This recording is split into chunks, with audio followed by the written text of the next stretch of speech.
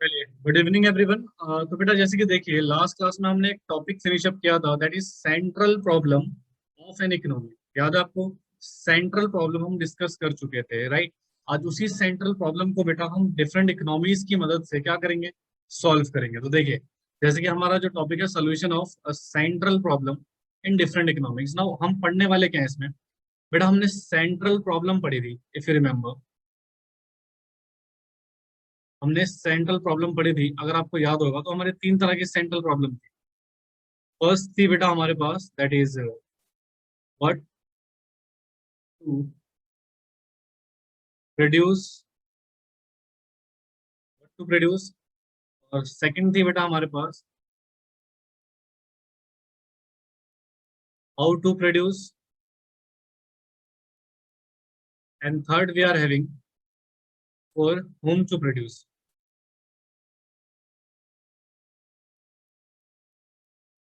ठीक है, these are the basic situations जो हमने लास्ट क्लास में डिस्कस कर लिया बेटा, और इनको हमने काफी डिटेल में डिस्कस किया था, राइट? अगर आपको याद होगा हमने काफी डिटेल में इनको डिस्कस किया था। और हमने लेकिन इनकी सिर्फ प्रॉब्लम डिस्कस करी थी बेटा। हमने इनकी क्या डिस्कस करा था? सिर्फ प्रॉब्लम, राइट? इनका डिटेल एक्सप्लेनेशन हमने डिस्कस नहीं किया था। तो आज की क्लास में हम क्या करने वाले, अच्छा इनकी हमने प्रॉब्लम डिस्कस कर ली, तो आज हम क्या करेंगे कि इनका सोल्यूशन। जैसे व्हाट टू प्रोड्यूस था, कौन सा गुड्स प्रोड्यूस करें, इसका सिलेक्शन तो किया नहीं था, हमने सिर्फ समझा था कि व्हाट टू प्रोड्यूस की प्रॉब्लम क्या है और ये क्यों रेज होती है। ये सारी सिचुएशन हमने देखी थी, राइट? फिर हमने पढ़ा था that is how to produce. How to produce किससे रिलेटेड बेटा? टेक्निक से रिलेटेड है। तो उन टेक्निक से रिलेटेड सिचुएशन को हमने डिस्कस किया था ना। यहाँ पर हम पढ़ेंगे कि भैया कौन सी टेक्निक्स के प्रोडक्शन करें। तो जो सोल्यूशन हमें दिया गया ना, वो दिया गया बेटा अलग अलग इकोनॉमिक्स में, डिफरेंट इकोनॉमीज में। And we are having three types of economics जहां पर हमें प्रॉब्लम्स को सॉल्व करेंगे। पहला है मार्केट इकोनॉमी, आपने पढ़ी थी बेटा फर्स्ट लेक्चर में। फिर आपने पढ़ा होगा centrally planned economy, centrally planned economy. और जो तीसरी सिचुएशन थी बेटा हमारी, दैट इज मिक्स इकोनॉमी। हालांकि mix economy is nothing, just a combination of these two economics, market economy, centrally planned economy and mix economy, right? तो जरा ध्यान से सुनेंगे बेटा, solution of central problem in different economics. Topic का मतलब ही है कि अब हम क्या करने वाले हैं, सोल्यूशन करने वाले हैं बेटा इन डिफरेंट डिफरेंट प्रॉब्लम्स की अलग अलग अर्थव्यवस्था में। तो सबसे पहले मैं आपको पढ़ाऊंगा मार्केट इकोनॉमी में कैसे इन प्रॉब्लम को हम सॉल्व करेंगे। फिर हम पढ़ेंगे सेंट्रली प्लान्ड इकोनॉमी में इन प्रॉब्लम को कैसे सॉल्व करेंगे। और फिर हम पढ़ेंगे बेटा मिक्स इकोनॉमी में इन प्रॉब्लम को कैसे सॉल्व करेंगे। जनरली ये दो टॉपिक बड़े इंपॉर्टेंट है बेटा, और ये तो हमारा मिक्सर है इन दोनों इकोनॉमी का, तो उसको भी हम डिस्कस करेंगे इन काफी डिटेल में। ठीक है ना? तो आज का टॉपिक बेसिकली हमारा यही है बेटा, इस सेंट्रल प्रॉब्लम को किस तरीके से हमें सॉल्व करना। ठीक है बेटा? तो बेसिक कॉन्सेप्ट समझ आप पढ़ने वाले क्या हम लोग, इसको फटाफट से प्लीज नोट कीजिए आप लोग, इसको नोट कीजिए, राइट? फिर हम one by one in situation को डिटेल में डिस्कस करना स्टार्ट करेंगे। जो सबसे पहले हम पढ़ने वाले हैं दैट इज मार्केट इकोनॉमी। इसकी बेसिक थ्योरी तो मैंने आपको प्रीवियस क्लास में पढ़ा दी थी, बट थोड़े बहुत बेसिक सिचुएशन हम यहाँ पर भी इसके डिस्कस करेंगे। ठीक है, इसको और समझने की कोशिश करते हैं। तो जरा फटाफट से लिखिएगा, market economy, economy is a free economy, is a free economy,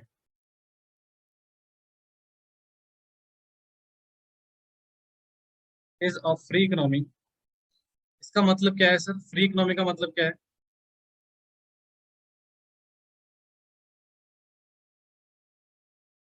it means that the producer are free, free to decide तीन चीजें: what to produce, what to produce, how to produce, और whom to produce.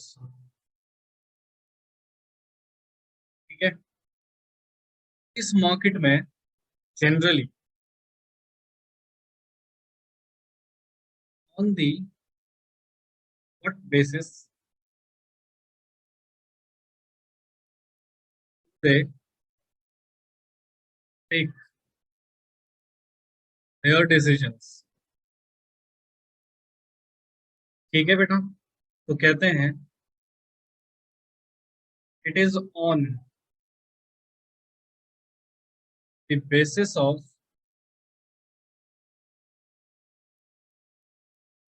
Supply and demand forces in the market. ठीक है, और इसी के आगे एक थोड़ा सिचुएशन और डिस्कस करेंगे।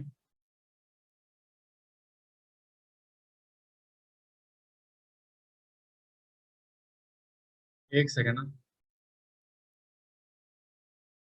एंड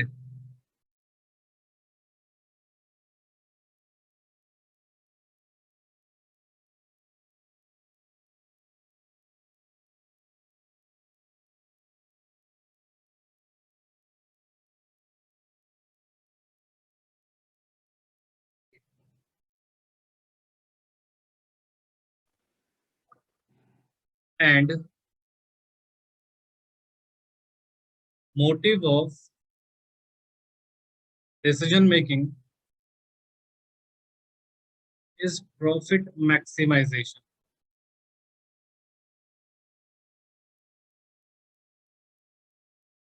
प्रॉफिट मैक्सिमाइजेशन, ठीक है।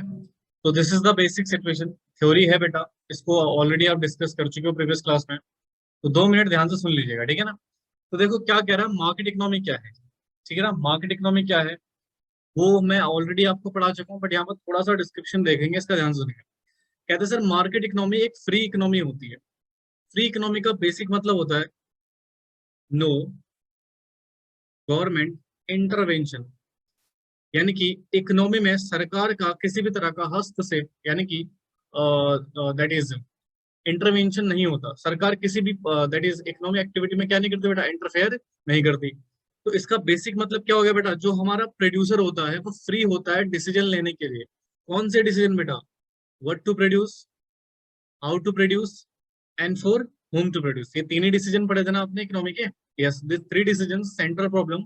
इन डिसीजंस को हमारा प्रोड्यूसर फ्रीली ले सकता है, यानी कि उसके ऊपर किसी का भी इंटरवेंशन नहीं होगा। और सिचुएशन फिर कहते हैं सर किस आधार पे यहाँ पे डिसीजन लिए जाते हैं। तो कहते हैं सर यहाँ पर जो आधार होता है डिसीजन लेने का वो होता है डिमांड एंड सप्लाई, इसको बोलते हैं मार्केट फोर्सेस। यानी कि बच्चे यहाँ पर मार्केट फोर्सेस के आधार पे डिसीजन लिए जाते हैं ना। मार्केट फोर्सेस होता है डिमांड एंड सप्लाई, वो कैसे लेते हैं बेटा आगे पढ़ेंगे अभी हम, राइट। और जो मोटिव ऑफ डिसीजन होता है वो क्या होता है बेटा, प्रॉफिट कमाना, ज्यादा से ज्यादा प्रॉफिट्स कमाना। ठीक है, तो ये मार्केट इकोनॉमी का बेसिक स्ट्रक्चर है। ठीक है, तो बेसिक पॉइंट क्या रखेंगे सर, ये इकोनॉमी फ्री इकोनॉमी होती है, राइट। दूसरा, यहाँ पर जो हमारा प्रोड्यूसर होता है वो फ्री टू डिसाइड होता है what to produce, how to produce and for whom to produce, right. यानी कि तीनों डिसीजन को बेटा हमारा प्रोड्यूसर क्या ले सकता है, फ्रीली ले सकता है। यानी कि किसी का भी इंटरवेंशन नहीं होगा। किसी का भी इंटरवेंशन नहीं होने का मतलब सरकार का इंटरवेंशन नहीं होगा बेटा, ठीक है। वो अपनी मर्जी से किसी भी गुड्स का प्रोडक्शन कर सकता है, कौन कोई सी भी टेक्निक का यूज कर सकता है, और किसी भी सोसाइटी के लिए प्रोड्यूस कर सकता है। यहाँ पर किसी भी प्रकार का उसके ऊपर बेटा इंटरवेंशन सरकार का नहीं होगा। ठीक है, अब कहते हैं सर किस आधार पे डिसीजन लिया जाता है, डिमांड एंड सप्लाई के आधार पे लिया जाता है, इनकी मार्केट फोर्सेस के आधार पे, राइट। और डिसीजन लेने का मोटो क्या होता है, बेस क्या होता है, वो होता है प्रॉफिट मैक्सिमाइजेशन। ज्यादा से ज्यादा प्रॉफिट कमाना हमारा मोटिव रहता है। समझे, अजी बेटा समझ आया बेसिक मीनिंग। अभी हम इसको आगे डिस्कस करेंगे कि कैसे इन प्रॉब्लम का सोल्यूशन निकलता है। पहले मुझे बताइए कि आपको ये बेसिक बातें समझ में आ गई। चलिए फिर फटाफट से इसको नोट कीजिए आपको। देखो जी, जैसे कि हमने सिचुएशन पढ़ा मार्केट इकोनॉमी में कैसे प्रॉब्लम को सॉल्व करेंगे, what to produce, how to produce and for whom to produce, ठीक है। तो आप एक एक करके बेटा इन प्रॉब्लम्स को देखते हैं। सबसे पहला आता है हमारे पास व्हाट टू प्रोड्यूस। तो क्या कहता है जी व्हाट टू प्रोड्यूस की सिचुएशन में ये, तो कहते हैं व्हाट टू प्रोड्यूस की सिचुएशन में कहता है the producer will produce those goods those goods which offer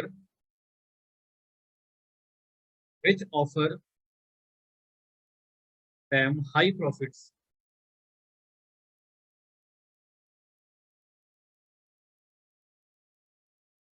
ठीक है भैया, ध्यान सुनेगा प्लीज। कह रहा था producer will produce those goods which are offer them high profits, यानी कि ध्यान से सुनिएगा प्लीज। यहाँ पर मैं एक छोटा सा ना एग्जाम्पल डिस्कस करूंगा बेटा, बिल्कुल ध्यान से सुनना, समझ में आ जाएगा आपके इसका बेसिक मीनिंग क्या है। जैसा मान लो यहाँ पर मैं दो एग्जाम्पल लेके चलता हूँ, गुड एक्स और गुड वाई। हमने क्या पढ़ा था, हमने अभी क्या पढ़ा था सर, कौन सा गुड्स प्रोड्यूस करना है, यानी कि यहाँ पर जो हम डिसीजन लेंगे, जो भी हम डिसीजन लेंगे, डिसीजन टेकन, उसका आधार क्या रहेगा बच्चे, उसका बेसिस क्या रहेगा? तो उसका आधार रहता है मार्केट फोर्सेस। ये पढ़ा था ना आपने, मार्केट फोर्सेस। और मार्केट फोर्सेस हमारे क्या है बेटा, दो, एक है डिमांड और एक है सप्लाई। तो देखिए डिमांड और सप्लाई के आधार पे, ध्यान सुना बेटा प्लीज, डिमांड और सप्लाई के आधार पे हम यहाँ पे डिसीजन लेने वाले हैं। ओके ठीक है जी, राइट। अब जो ध्यान सुनेगा, तो मैं इस गुड्स की डिमांड चेक करूंगा, मैं इस गुड्स की सप्लाई चेक करूंगा, ठीक है। साइमल्टेनियसली यहाँ पर भी मैं इस गुड्स की डिमांड चेक करूंगा। अब डिमांड क्या चेक करेंगे, सप्लाई क्या चेक करेंगे बेटा, on the basis of survey in the market, survey करवाएंगे। मान लो इस गुड्स की डिमांड जो थी वो लो थी, यानी कि मार्केट में लोग इसको कम पसंद कर रहे थे, कम खरीदना चाह रहे थे, और इसकी सप्लाई मार्केट में बहुत ज्यादा थी।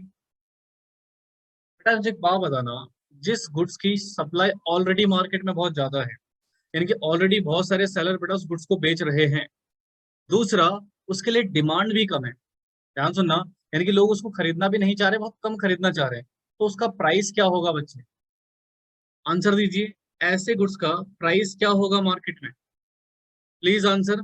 सर ऑब्वियस सी बात है, प्राइस हमारा लो होगा, ये सुनो प्राइस लो होगा। और अगर प्राइस लो हुआ तो हमारे प्रॉफिट्स हाई होंगे बच्चे या लो हो जाएंगे, हमारे प्रॉफिट्स हाई होंगे या लो हो जाएंगे बच्चा? सर लो हो जाएंगे। जब डेफिनेटली ना, मुझे, मैं अपने गुड्स को बेच रहा हूँ at low price, less price, तो मुझे पैसे भी क्या मिलेंगे, कम मिलेंगे, यानी कि मेरा प्रॉफिट्स भी क्या हो जाएगा, लो। तो इसका मतलब सर यहाँ पर जनरली मार्केट फोर्सेस के साथ साथ हमें क्या देखना था, हाई प्रॉफिट्स। क्या हाई प्रॉफिट्स दे रहे हैं हमें, मैक्सिमम प्रॉफिट दे रहा है हमें, नो। तो सर हम इस गुड्स को प्रोड्यूस नहीं करेंगे, ठीक है। अब ऐसे ही इसको देखते हैं, सर इसकी डिमांड थी बहुत ज्यादा हाई और मार्केट में इसके सप्लायर थे बहुत कम, यानी कि लो, लो सप्लाई थी, तो बेटा ऐसे गुड्स का प्राइस क्या हो जाएगा,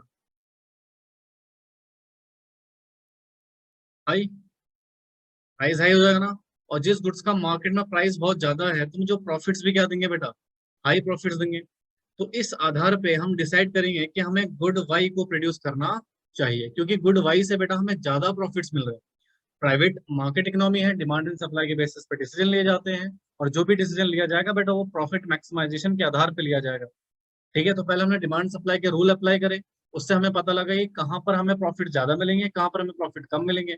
जहां प्रॉफिट ज्यादा मिल रहे हैं बेटा उस गुड्स को हम प्रोड्यूस करेंगे, तो यानी कि गुड एक्स को यहाँ पर बेटा कंपनी रिजेक्ट कर देगी और गुड वाई को प्रोड्यूस करना स्टार्ट कर देगी, क्योंकि गुड वाई हमें सबसे ज्यादा प्रॉफिट क्या कर रहा है बच्चे, प्रोवाइड कर रहा है, समझे? हाँ जी बेटा बोले प्लीज, समझ आया? तो ये होता है बेटा व्हाट टू प्रोड्यूस, कि कैसे किस गुड्स का प्रोडक्शन किया जाए, हमें बताती है डिमांड और सप्लाई के बेसिस पे। हाँ जी, समझ आया आपके? बोलो प्लीज सारे बच्चे बोलो। ठीक है, फिर आप पहले इस थ्योरी को लिख लीजिए बच्चे, एक बार इस थ्योरी को रीड कर लेते हैं, देखो इस थ्योरी को रीड कर लेते हैं। The producer will produce those goods which offer them what, high profits, यानी कि प्रोड्यूसर उन गुड्स को प्रोड्यूस करेंगे जो उन्हें सबसे ज्यादा प्रॉफिट्स प्रोवाइड करेंगे, that means high profits provide करेंगे। आई होप सो आपके समझ आ जाएगा, ठीक है जी। चलिए फटाफट से नोट कीजिए बेटा इसको, पहले इसको नोट करेंगे फिर हम आगे बढ़ेंगे, ठीक है ना, चलो नोट करो इसको। ठीक है, अगला पॉइंट क्या बच्चे हमारे पास, हाउ टू प्रोड्यूस, ठीक है, कैसे प्रोडक्शन किया जाए उस सिचुएशन को अब देखते हैं, ठीक है जी। तो पहले इसकी थ्योरी लिख लेते हैं, फिर मैं इसके कॉन्सेप्ट से आपको समझा दूँ। कहते हैं the producer will always use that technology which offer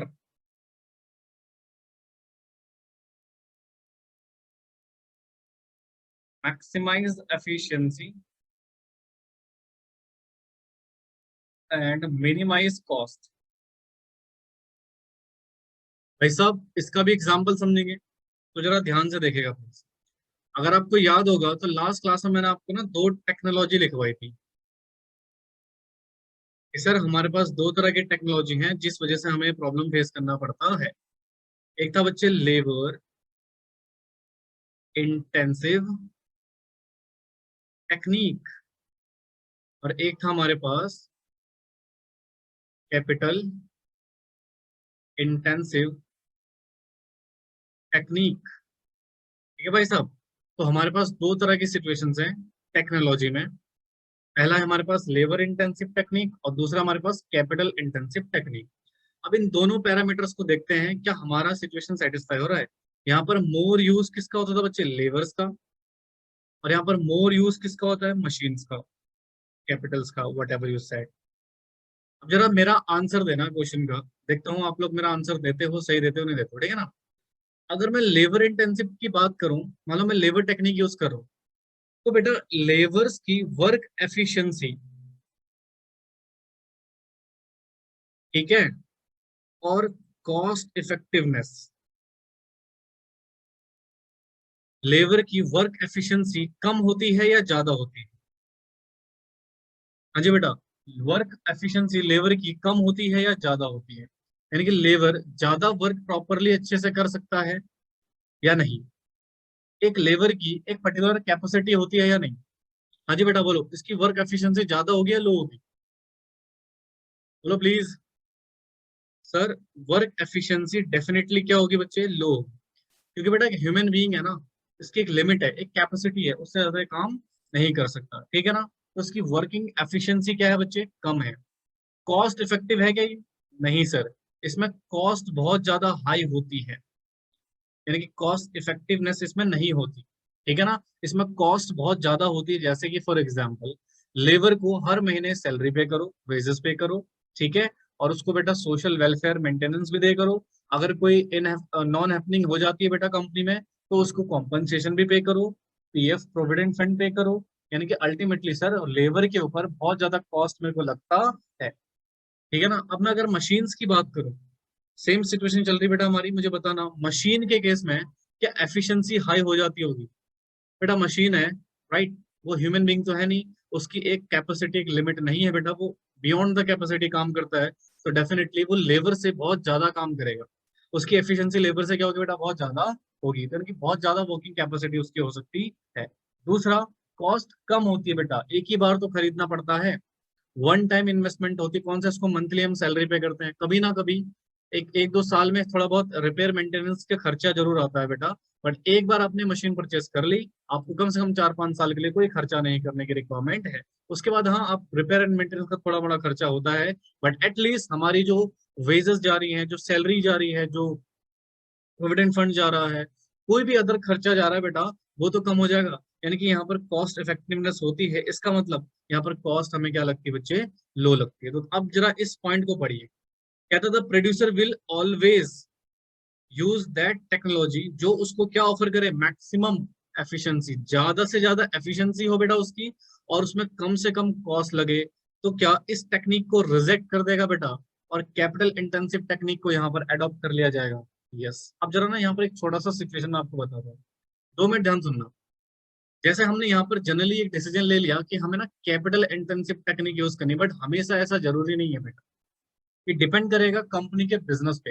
मान लो एक कंपनी बेटा छोटा मोटा बिजनेस है, राइट, अगर वो लेबर को जनरली बेटा इस साल में लेबर के ऊपर ज्यादा खर्चा नहीं कर रही बेटा, हैंडलूम एक्टिविटीज हो रही है, बेटा अगर वो मशीन परचेस कर ले, मशीन 5 करोड़ रुपए की आती है, लेट अस अज्यूम मशीन कितने की आ रही है, 5 करोड़ की, और लेबर में 5 साल का खर्चा भी 5-6 लाख तक हो रहा है, तो उस केस में आप लेबर टेक्निक यूज कर लोगे। यानी कि कहने का मतलब है सर, जहां पर आपको एफिशिएंसी ज्यादा मिल रही है और कॉस्ट आपकी कम हो रही है, उस टेक्निक को आप क्या करेंगे बच्चे, यूज करेंगे। तो जरूरी नहीं है बेटा आप कैपिटल इंटेंसिव टेक्निक को ही यूज करो, but mostly capital intensive technique he use होती है, क्योंकि इसकी एफिशिएंसी हाई होती है और इसमें कॉस्ट क्या होती है हमारी, कम होती है। तो इन जनरल अगर मैं आंसर दूंगा तो capital intensive technique will be use in the market economy, but in some situation, some exceptional situation, labour intensive भी यूज की जा सकती है। जब एक छोटा बिजनेस है, छोटा यूनिट है और उसको लगता है कि लेबर में कम कॉस्ट आ रही है, मशीन में बहुत ज्यादा कॉस्ट आएगी बेटा, फिर वो लेबर इंटेंसिव टेक्निक यूज करेगा। मतलब बेटा कॉस्ट बचाने से है, एफिशिएंसी बढ़ाने से। समझे? हाँ जी बच्चों, बोलो समझ आया? चलिए इसको फटाफट से नोट कीजिए प्लीज। यहाँ पर बेटा जनरली हम डिसीजन लेते थे कि सोसाइटी के कौन से सेक्शन के लिए प्रोडक्शन करें, राइट? तो कहते हैं इन अ फ्री इकोनॉमी, कहते हैं in a free economy the producer, producer will produce goods for those people, for those people who can afford to pay high price। ठीक है, तो यानी कि जो हाई प्राइस पे कर सकता है उसके लिए बच्चे हम प्रोडक्शन करेंगे। तो कहते हैं poorer section, poorer section of the society are often ignore, ठीक है, and divide between rich and poor.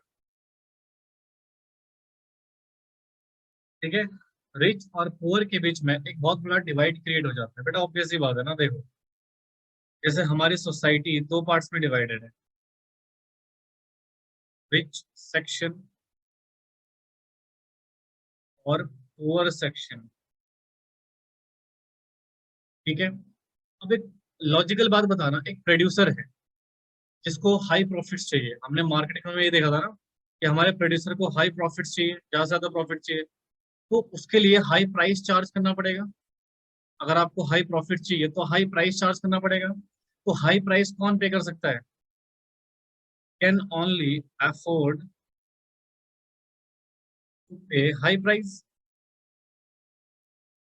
और ये नहीं पे कर सकता, कांट अफोर्ड टू पे हाई प्राइस। ये तो अफोर्ड नहीं कर सकता ना हाई प्राइस को। सिर्फ अफोर्ड कौन कर सकते हैं बेटा? Rich section. तो कहने का मतलब है जो हमारा प्रोड्यूसर सेक्टर है बेटा, वो पुअर सेक्शन के लिए क्या नहीं करेगा, प्रोडक्शन नहीं करेगा। वो सिर्फ और सिर्फ रिच सेक्शन के लिए प्रोडक्शन करेगा। और रिच सेक्शन के लिए प्रोडक्शन करेगा क्योंकि हाई प्राइस से मिल सके, और जहां पर उसको हाई प्राइस मिलेंगे इसका मतलब हाई प्रॉफिट्स मिलेगा। ठीक है, तो कहते हैं इस सेक्टर, इस सेक्शन को यहाँ पर इग्नोर कर दिया जाता है। इस सेक्शन को यहाँ पर क्या कर दिया जाता है बच्चे? इग्नोर कर दिया जाता है। ठीक है ना, जिसकी वजह से रिच और पुअर में एक बहुत बड़ा डिवाइड, गैप क्रिएट हो जाता है। तो क्या लिखा हुआ है? इन फ्री इकोनॉमी, क्या लिखा बच्चे?